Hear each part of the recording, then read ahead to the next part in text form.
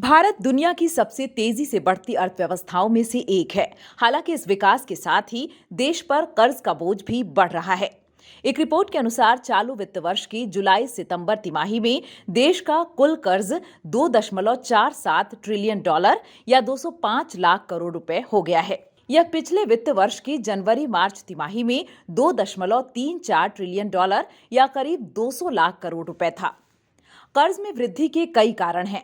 इनमें से एक प्रमुख कारण है सरकार द्वारा बुनियादी ढांचे के विकास के लिए किए जा रहे बड़े पैमाने पर निवेश।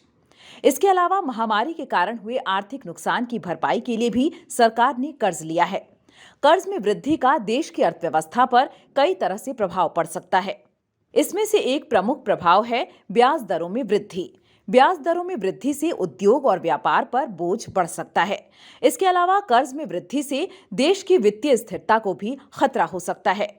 अंतर्राष्ट्रीय मुद्रा कोष ने भी भारत को कर्ज को लेकर चेतावनी दी है।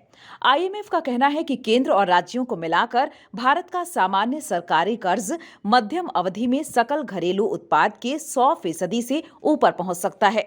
ऐसे में लॉन्ग टर्म में कर्ज चुकाने में दिक्कत पेश आ सकती है। आईएमएफ की रिपोर्ट पर केंद्र सरकार ने असहमति व्यक्त की है। सरकार का मानना है कि सरकारी कर्ज से जोखिम काफी कम है, क्योंकि ज्यादातर कर्ज भारतीय मुद्रा यानी रुपए में ही है। सरकार का मानना है कि सरकारी कर्ज से जोखिम काफी कम है, क्योंकि ज्यादातर कर्ज भारतीय मुद्रा यानी रुपए में ही है। भारत पर बढ़ता कर्ज का बोझ एक चिंता का विषय है। सरकार को इस मुद्दे पर गंभीरता से विचार करने और कर्ज को नियंत्रित करने के उपाय करने चाहिए।